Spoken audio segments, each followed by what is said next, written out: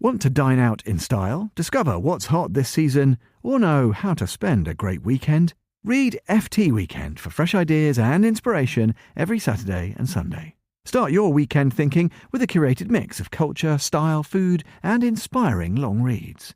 Enjoy the best Financial Times news journalism, then tuck into lunch with the FT and HTSI. Check out the best deep dives on the arts, travel, wine, homes, and more. Pick up a copy or read more at ft.com.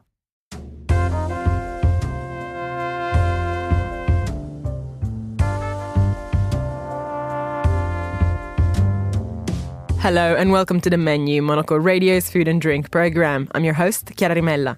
Coming up, we speak to the author of an extensive cookbook on the regional joys of Pakistani cuisine.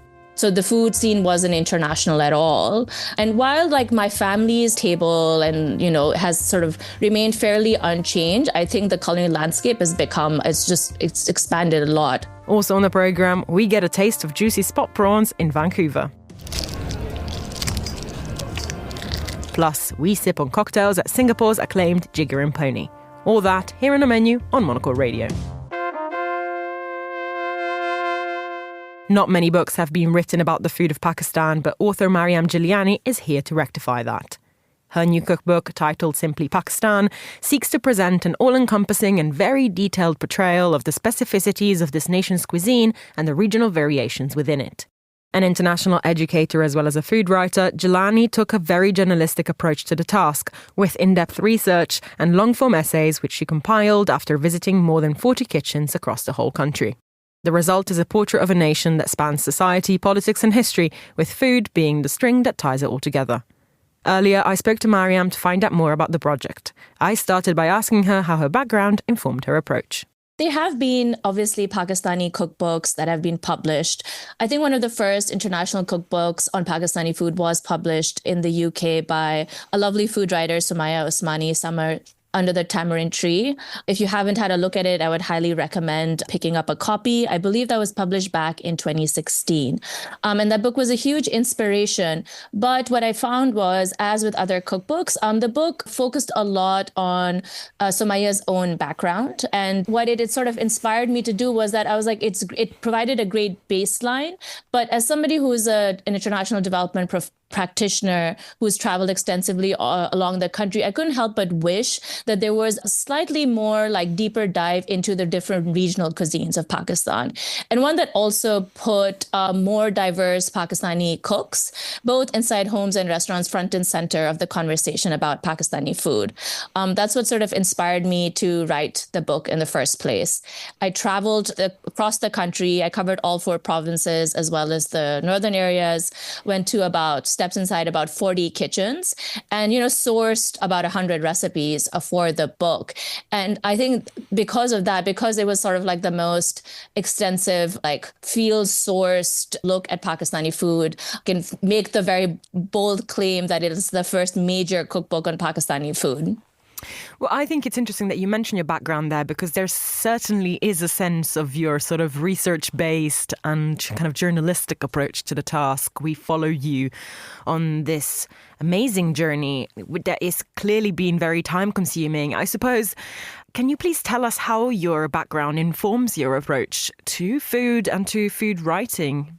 Absolutely. So I think that, as I don't come from a traditional food background, I sort of worked in international development, specifically education, for about over 10 years. My background is in liberal arts, particularly political science and development.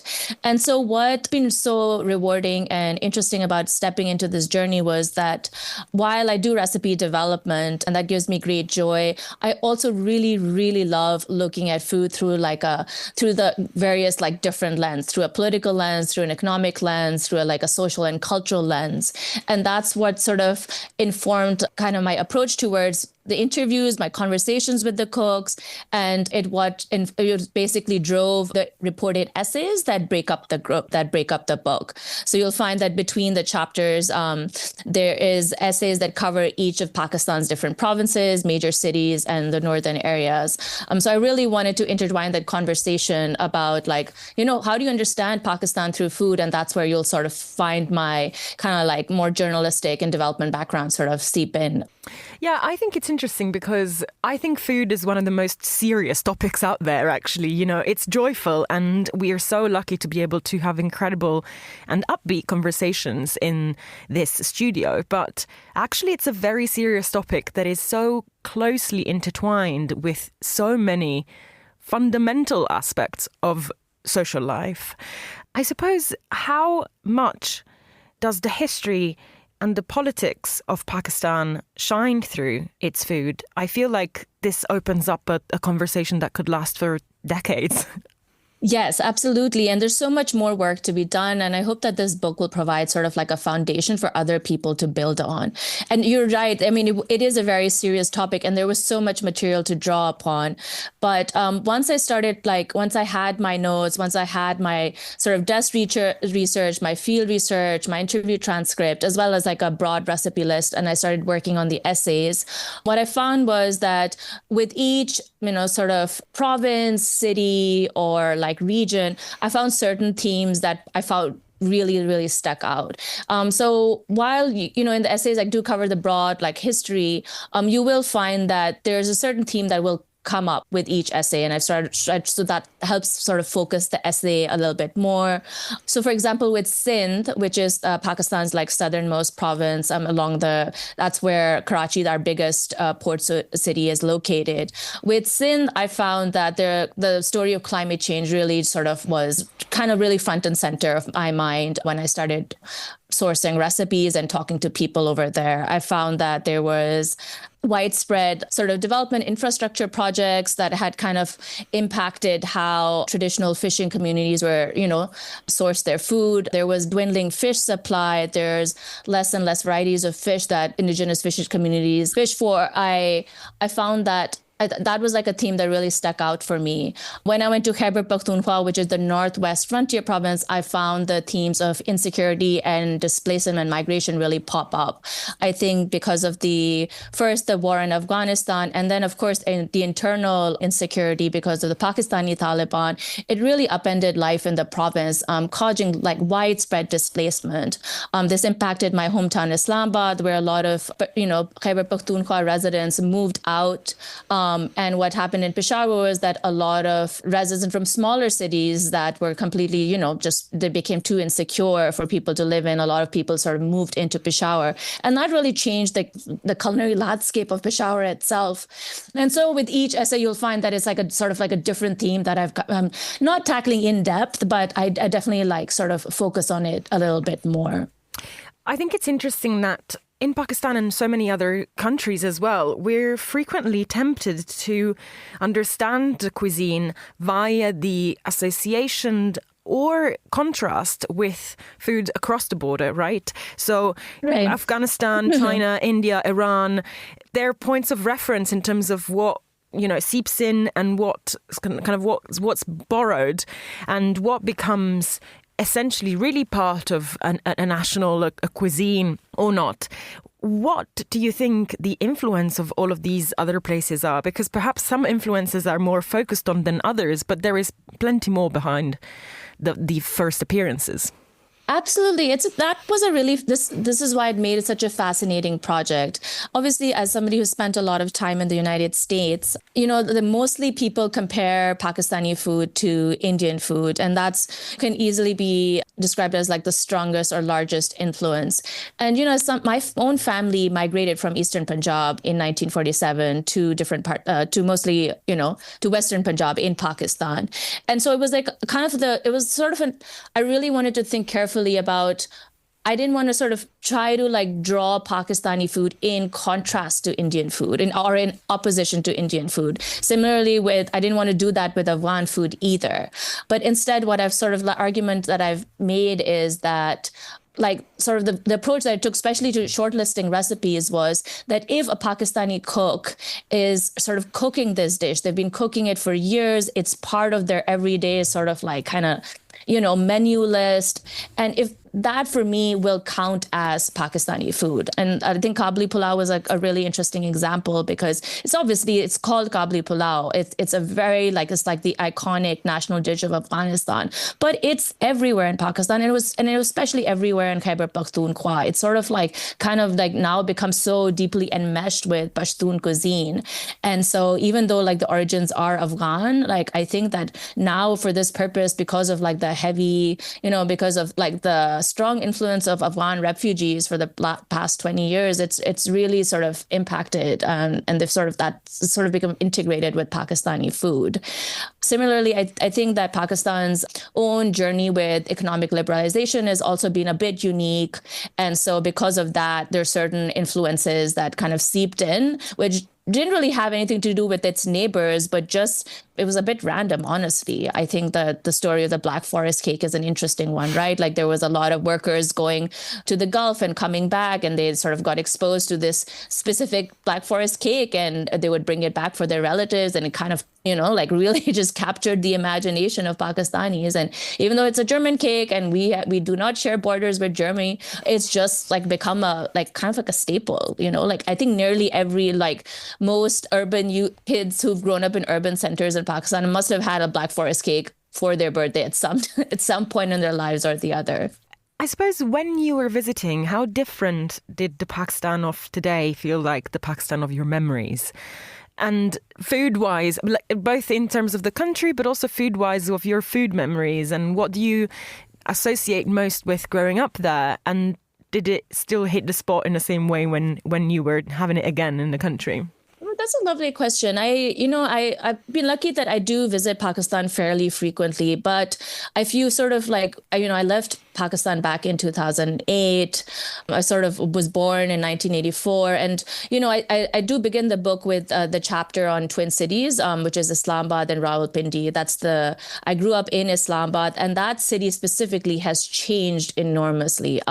It was a very sleepy, green town growing up. There was maybe just a handful of international restaurants. There was one pizza joint, one burger joint, one Chinese restaurant.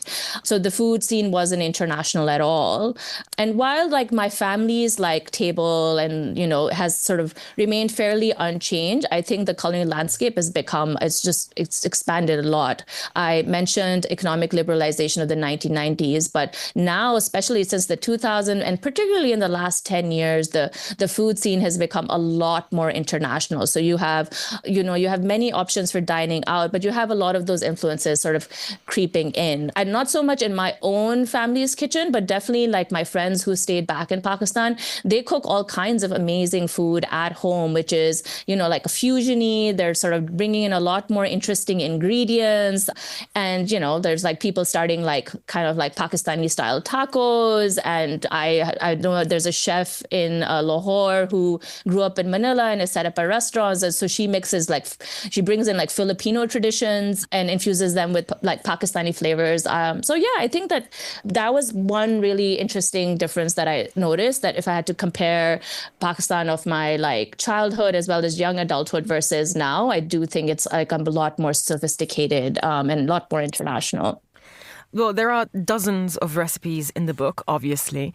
But if you had to drive us to one or two specifically that you love and that you go back to time and time again, or that you feel, again, really encapsulates what you're trying to do with the book, where would you direct us? It's a really good question. So there's different parts of it. I do begin my book with an introduction with sort of a little love note to curry, which is this bright yellow yogurt based curry. I think for me, that was a true kind of aha moment for me, because once I moved to DC, there weren't that many Pakistani restaurants around. I was a beginner cook, so there wasn't many Pakistani dishes I learned to make. And then when I was lucky that I found a small Pakistani kind of a divey restaurant right next to my office, and I went and I walked in there on a Wednesday lunch buffet. I found curry, and I was like, oh my God, I haven't had this dish in a couple of years. And I started going to that restaurant every Wednesday, just would religiously purposely show up to have this dish. It's kind of like sunshine, it was very warm, very comforting. It's not one of those like sharply spiced dishes, but it's still full of flavor. And when I learned to make that, I was like, okay, yes, I feel like I've made it as a Pakistani cook. There's a few steps involved, so it's not like one of those quick weeknight dishes, but it's not difficult to prepare from like a technique standpoint. So that's one that's like very, very close to my heart. That's the reason I sort of began started like the book, started the book with. Maryam Jillani there in conversation with me. This is The Menu on Monocle Radio.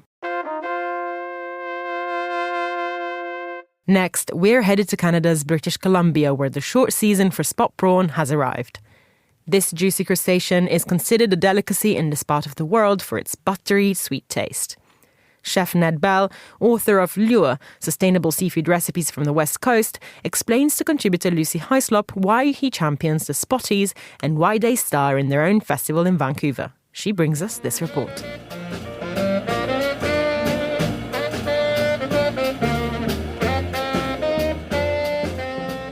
Well, this is one of my favorite times of the year, of course. This is such a special fishery, very short from a season point of view, late May until halfway towards the end of June. Really a fishery that sort of celebrates the beginning of the seafood season on the West Coast. Halibut really starts it. Spot prawn really sort of anchors it. And then, of course, we look ahead to wild salmon and all kinds of other delicious things that we are very fortunate to have here on the West Coast. There's 4 spots on the shell, so that we call them spot prawns literally.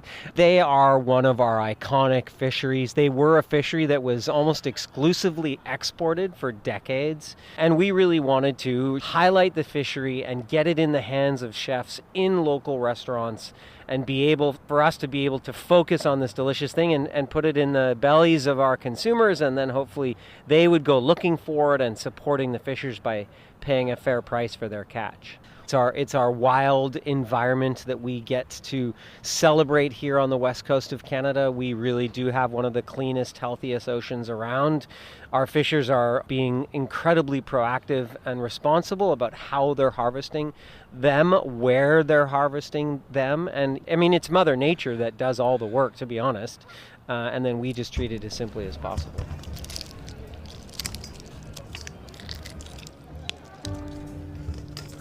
While some spot prawns are being topped around us, we're chatting at Fisherman's Wharf shortly before Ned's cooking demo in front of 500 at the Spot Prawn Festival, put on by the Chef's Table Society and Pacific Prawn Fishermen's Association. I like them raw, I like them poached, I like them grilled, I like them fried, I like them all kinds of different ways. You know, the great thing about living in Vancouver is that, I call my food globally inspired and locally created. And so it's all about taking flavors from all over the world and sort of marrying it with our ingredients. One of my signature dishes that I'm celebrating today is a spot prawn taco with a lime honey miso vinaigrette and some crispy wontons, really inspired by the Japanese influence here in Vancouver that has been here for generations.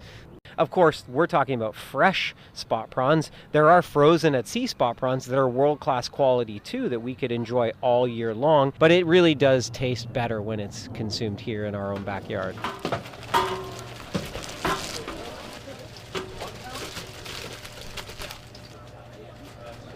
Judging by the lineups at the boats, locals clearly agree. Weighed out in front of them, and still squirming, the spot prawns are bought live and prepared quickly. Once it dies, an enzyme in its head will start to break down the body. For Ned, this trap-to-plate provenance, including never harvesting ones with eggs, is everything. We happen to be surrounded by 3 oceans in Canada, the Atlantic, the Arctic, the Pacific. But really, I think of it as one ocean. We do a lot of damage to what happens out there. We harvest a lot of things that we might not be harvesting all that well. And in North America specifically, we really only eat 4 species of fish. Something white, halibut or cod, something pink, some sort of salmon or trout, something red, some sort of tuna. And by far the most consumed seafood in North America is shrimp, often farmed, often somewhere else. And so for me as a chef, obviously, I want to know where my ingredients come from. Not only that, I want to know who's harvesting them, the artisan behind it. And truthfully, they're the ones that are responsible for the delicious. I just get to accent it and make it a little bit more tasty. I love work with purpose. And I feel as though sustainability, when it comes to the seafood that we consume or harvest, we need to have a purpose for why we've chosen that thing. If there is a purpose, there's a thread, there's a chain of custody back to the grower, the maker, the artisan, the fisher, the farmer, to us as the chef, and then to the consumer. Then that square is circled. I always want to put my boots on the boat and on the ground of where my food comes from, because I get to actually see them work. I can appreciate the work and the thing that they are growing or fishing or harvesting.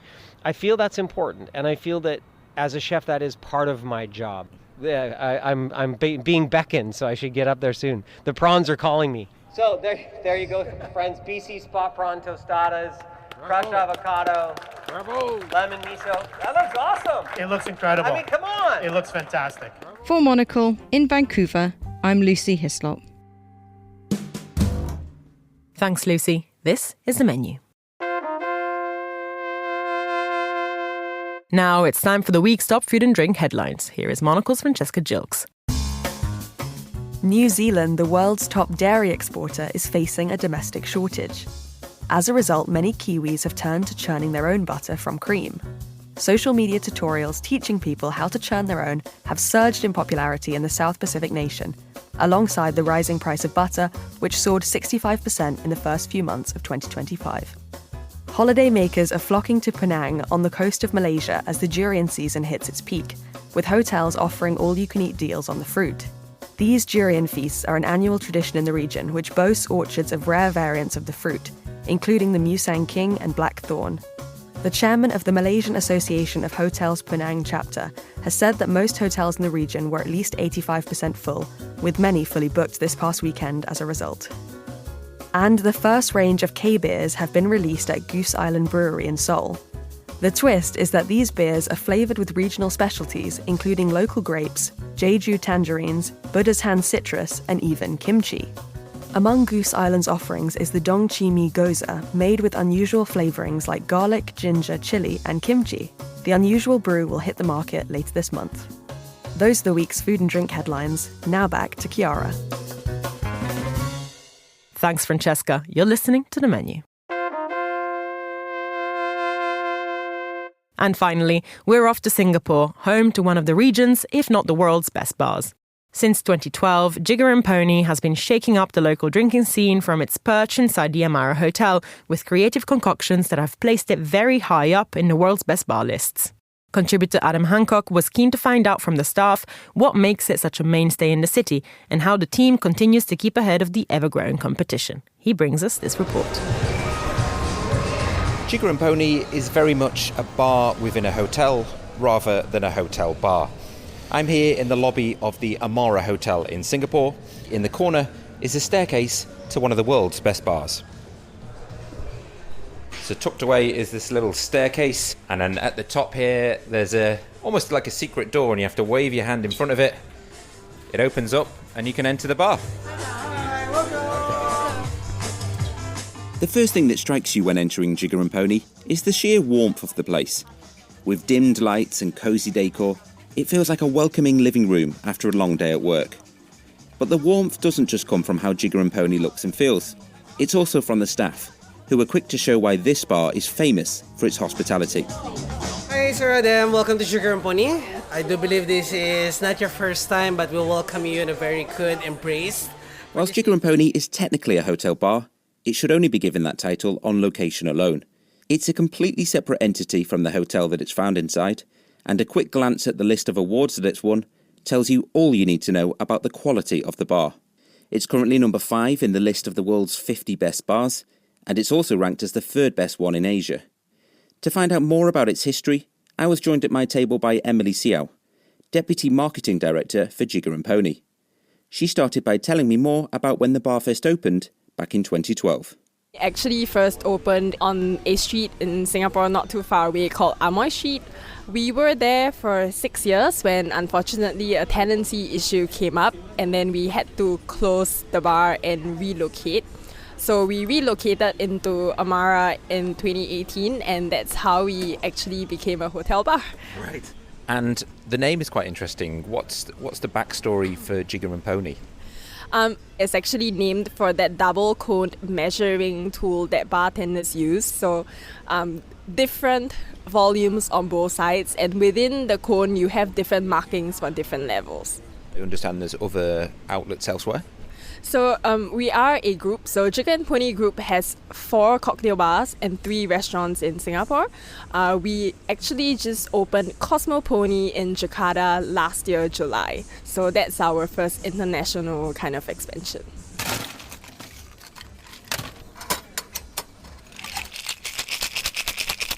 Now, it wouldn't be a visit to one of the world's best cocktail bars without sampling a drink or two. And I started by trying one of the signature offers on this year's Jigger and Pony menu. In front of me is an incredible cocktail, actually. It's got 4 layers I can count, and then effectively what looks like a wafer on top as well. It's quite something. I don't know whether I should eat it or drink it. Can you explain a bit more? So what you have in front of you is the Champagne Ramos Gin Fizz. It has 4 layers, and the one in the middle where it's purple is actually port wine. Right. Yes, we still use gin, botanist gin at its base, and there's the classic also like orange blossom water. But we also added a little bit of sourdough in the mix to kind of bring out that nice yeasty flavours of the champagne.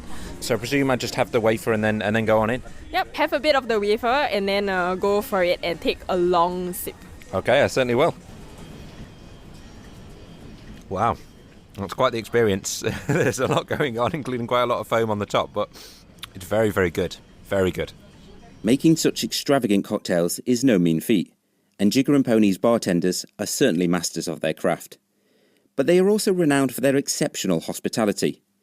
To find out what it takes to work at one of the world's best bars, I sat down with senior bartender James Ian. When we start as apprentices, we actually are taught the focus isn't just about cocktails. Of course, it's important, but at the end of the day, the focus should be about prioritizing the guests, making them feel at home, and delivering an exceptional experience as a whole.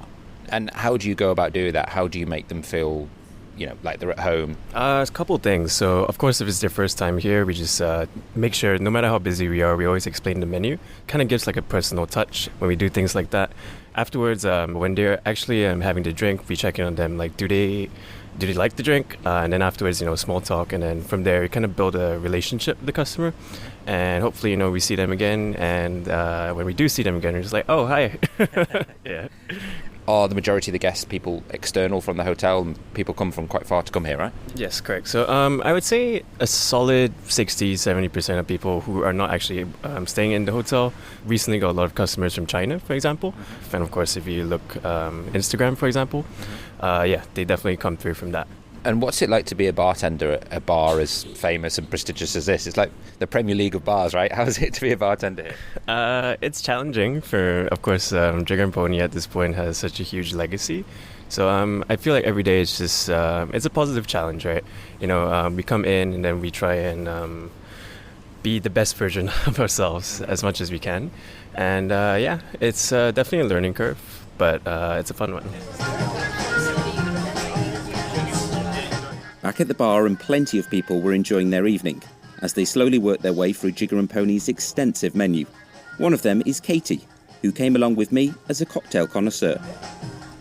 A few months ago, when my mum came to town, I just knew that I really wanted to take her here. She was visiting from Sydney, and I managed to get in at happy hour, which I felt very lucky for, and she was actually blown away. She said later on that she felt like a little bit speechless. And even though she's from Sydney, which obviously is a cosmopolitan city, I don't think she'd really seen a bar quite like this. And can you believe that this is a hotel bar? It doesn't feel like it, right? Yeah, it's got such a cool vibe. And I always feel like sometimes when I come to it, walking through that hotel lobby feels quite incongruous with the way the bar actually is when you're inside it. As I say, it just feels kind of too cool to be in like a hotel. With the cocktails flowing, it was easy to see why Jigger and Pony is such a highly recommended bar. But I still wanted to get to the bottom of exactly why it wins so many awards and just what distinguishes it from the competition. So I put that exact question to Emily. I think consistency is key. Like, we're always happy to see you. The standard of the drinks are always good. When friends ask like, oh, where should I go for something, always go to Jigger and Pony because you will always have a great experience there. I've always struggled to explain why Jigger and Pony is such an award-winning bar. It's quite difficult to put your finger on it. But Emily has summed it up pretty well there. It can only really be explained by experiencing the bar and getting a feel of the unique atmosphere that it has. With its speakeasy vibes, great music and sensational cocktails, it's easy to get caught up in the place. I must admit, I felt a bit like Don Draper as I sipped on a Negroni. And if I'm comparing myself to Don Draper, then it's probably time to call it a night. For Monocle Radio in Singapore, I'm Adam Hancock. Thanks, Adam. And that's all for this edition of The Menu. Remember that we are back with a new episode again on Friday at 2000 London time. That's at midday in San Francisco. Also, don't forget to tune into our spin-off show Food Neighborhoods for a tour of some of the world's tastiest destinations. I am Chiara Rimella. This program was produced by Monica Lillis and our sound engineer was Flynn Simons. Thanks for listening, and until next week.